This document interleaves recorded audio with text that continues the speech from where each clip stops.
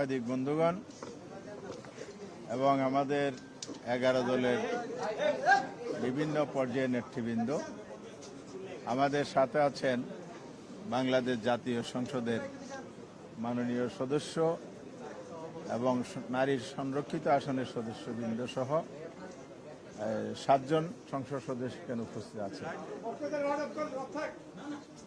আজকে আমরা কেন এসেছিলাম, আমার এনসিবির মুখ্য সংগঠক নাসিরউদ্দিন পাটোয়ারি ইতিমধ্যেই আপনাদের সামনে তুলে ধরেছেন বিষয়বস্তু।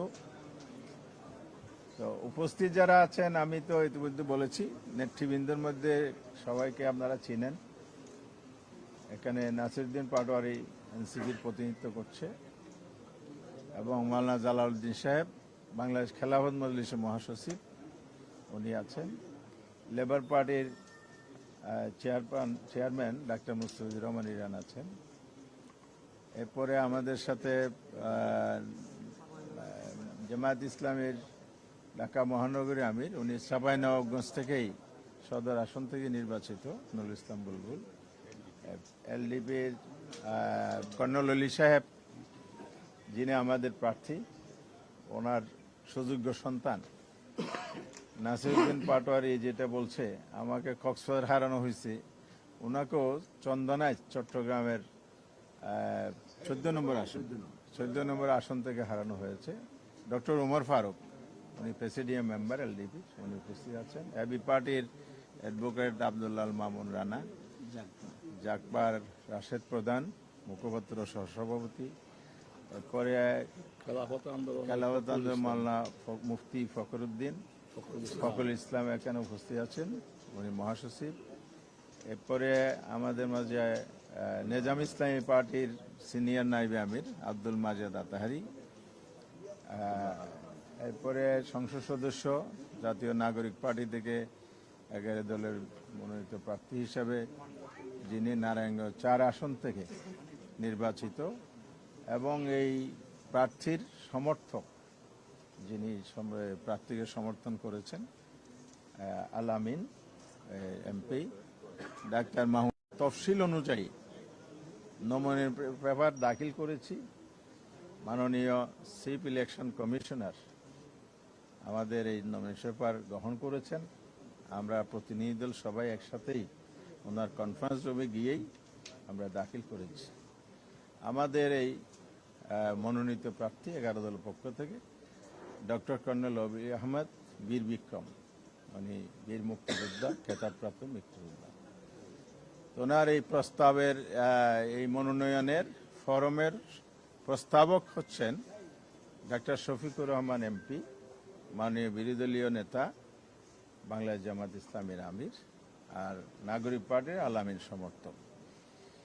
আমরা ফরমে যায় ওনারা চেয়েছেন সকল তথ্য উপাত্ত সুনিপুণভাবে বিশুদ্ধভাবে আমরা লিখিতভাবে পূরণ করেছি, আজকে জমা প্রদান করেছি।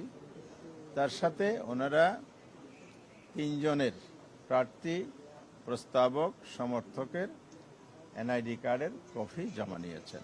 এছাড়া অন্য কোনো ডকুমেন্ট আইনে বর্ণনা নাই, ওনাদের ইস্যুকৃত নির্দেশিকাও নাই। যতটুক আছে ফুলফিল করে আমরা এটা জমা দিয়েছি।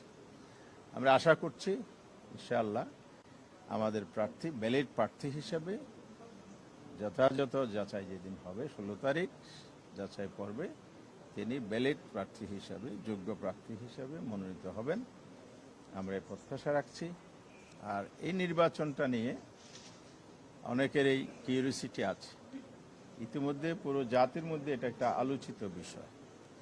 কারণ হচ্ছে বাংলাদেশের ইতিহাসে রাষ্ট্রপতি নির্বাচনে দলীয় সরকার এবং সংসদের মেজরিটি থাকলে, টোটাল মেজরিটি থাকলে সাধারণত সরকারি দলেরই একক প্রার্থী থাকে, এখানে প্রতিনিধিত্ব হয় না। একটি মাত্র ইতিহাস বা রেকর্ড আছে 1991 সালের, যখন সংসদের মেজরিটি ছিল না কারো এককভাবে, জামায়াত ইসলামীর সমর্থনে 142 জন সম্ভবত বিএনপির সংসদ সদস্য ছিল।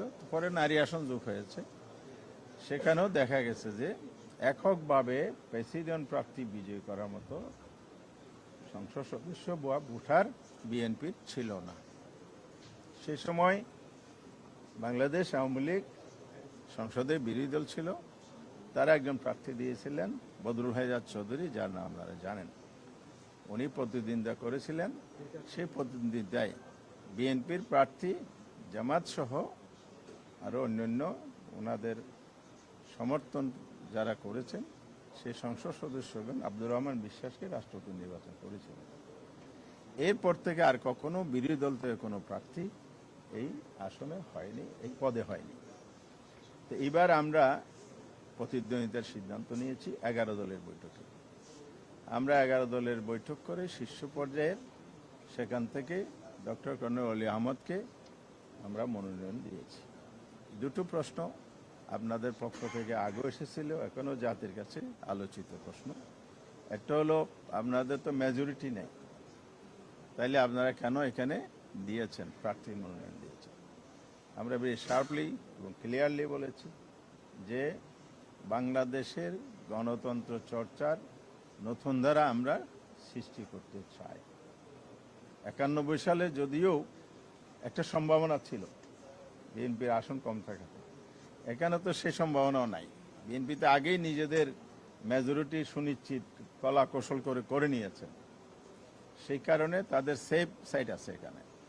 তা আমরা এখানে জিতবো কি হারবো এটা নয়, আমরা প্রতিদ্বন্দ্বিতা ছাড়া কোনো নির্বাচন হোক এটা আমরা চাই না। এটাই গণতন্ত্রের সৌন্দর্য। গণতন্ত্রকে সঠিক দ্বারায় ফিরিয়ে আনার জন্যেই আমরা এই সিদ্ধান্তটা নিয়েছি। নাম্বার 2 হচ্ছে, এমন একজন প্রার্থীকে আমরা এখানে নমিনেশন দিয়েছি যিনি জাতীয়ভাবে সমালোচনা বিতর্কের ঊর্ধ্বে এবং দেশের খেতাবপ্রাপ্ত মুক্তিযোদ্ধা। তিনি 3 বার মন্ত্রী ছিলেন, 6 বার এমপি ছিলেন। উনি পিএইচডি হোল্ডার, উচ্চ ডিগ্রিধারী, এবং দেশের জন্য অনেক অবদান তিনি রেখে গেছেন। রাজনীতি আসার পর থেকে দীর্ঘ সময়, এক সময়ে বিএনপির স্ট্যান্ডিং কমিটির মেম্বার ছিলেন, আবার আলাদা দল করেছেন, এখন আবার আমাদের সাথে জোটবদ্ধভাবে উনি রাজনীতি করে যাচ্ছেন। আমরা আশা করছি জাতি এটাকে অবশ্যই ইতিবাচক দেখছে এবং আমাদের 11 দলের সিদ্ধান্তকে প্রশংসা করছে। কিন্তু সমস্যা হচ্ছে, গণতন্ত্র চর্চার পিছনে সাংবিধানিক বাধ্যবাধকতা একটা ব্যারিয়ার তৈরি করেছে। সেটা হচ্ছে আর্টিকেল 70 আমাদের কনস্টিটিউশনে 70 অনুচ্ছেদ বলে, যেটা নিয়ে আমরা ঐক্যমত কমিশনে সংসদ সদস্যদের স্বাধীনভাবে তার মতামত জাতির সাথে, জনগণের সাথে, দেশের সাথে রাখতে পারে, সে ডোরটা ওপেন করা।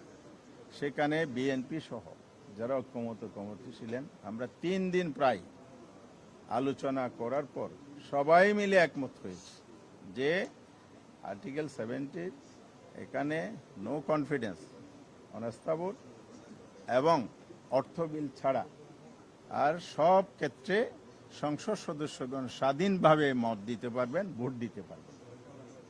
এটাই আমরা সবাই চেয়েছি।